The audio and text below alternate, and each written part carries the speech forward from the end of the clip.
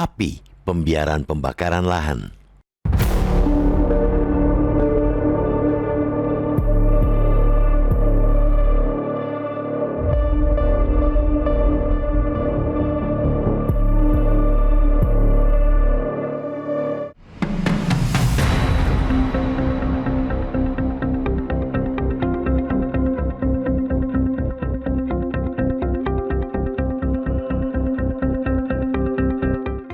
Lonceng bahaya berdentang kencang dari kawasan hutan dan lahan gambut kita. Data terbaru mencatat sebuah ironi yang membelalakan mata sekaligus menyesakkan dada. Sejak Januari hingga 15 Juni 2026, jumlah hotspot atau titik panas yang menandai kebakaran hutan dan lahan, karhutla, melonjak drastis hingga 205% jika dibandingkan dengan periode yang sama tahun lalu. Berdasarkan catatan Kementerian Kehutanan, total luasan yang terbakar mencapai lebih dari 107.000 hektar. Setiap tahun, pola yang muncul nyaris sama dan kini kian meluas. Api timbul di kawasan yang sama, lahan gambut kembali terbakar, asap mengancam kesehatan masyarakat dan aparat kembali disibukkan dengan pemadaman. Peningkatan titik panas itu memperlihatkan bahwa persoalan karhutla belum pernah benar-benar diselesaikan dari hulunya. Penyebabnya bukan semata faktor alam, melainkan aktivitas manusia yang berlangsung secara sistematis. Berulang kali aparat mengungkapkan pelaku pembakaran lahan yang bekerja untuk korporasi. Modusnya hampir seragam, yakni membakar semak dan vegetasi untuk menekan biaya pembukaan lahan bagi perkebunan maupun kegiatan usaha lainnya. Lonjakan titik panas menelanjangi dengan sempurna betapa lemah dan longgarnya pengawasan serta evaluasi pemerintah terhadap izin-izin konsesi perusahaan di kawasan hutan dan gambut.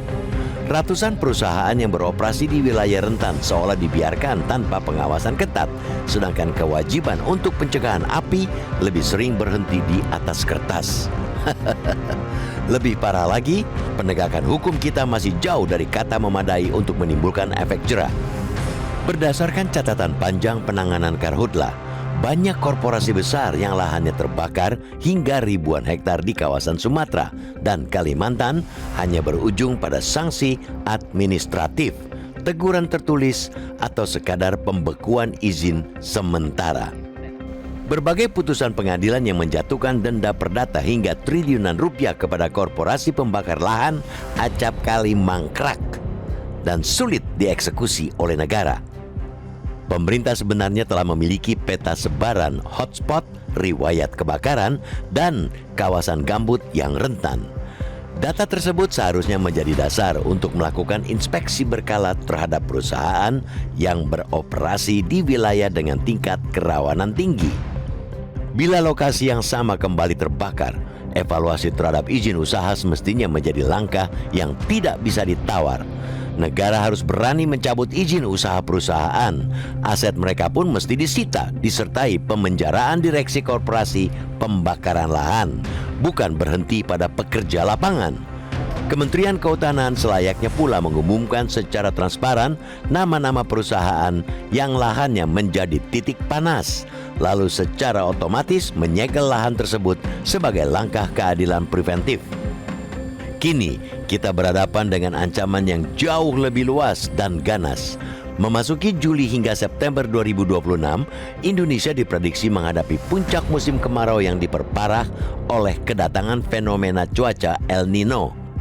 Kombinasi maut antara cuaca ekstrim, lahan gambut yang mengering, dan bara api yang sengaja ditinggalkan berpotensi menciptakan neraka ekologis. Jika pada pertengahan Juni saja peningkatannya sudah mencapai 205%, berapa ratus ribu hektar lagi kawasan hutan dan lahan gambut yang akan hangus? Selama pembakar lahan masih merasa lebih murah membayar resiko daripada mematuhi aturan, api akan terus kembali sebab karhutla adalah konsekuensi dari pembiaran. Negara harus memilih, terus menghitung hotspot setiap tahun atau akhirnya memutus mata rantai kejahatan yang menyulut api karhutla.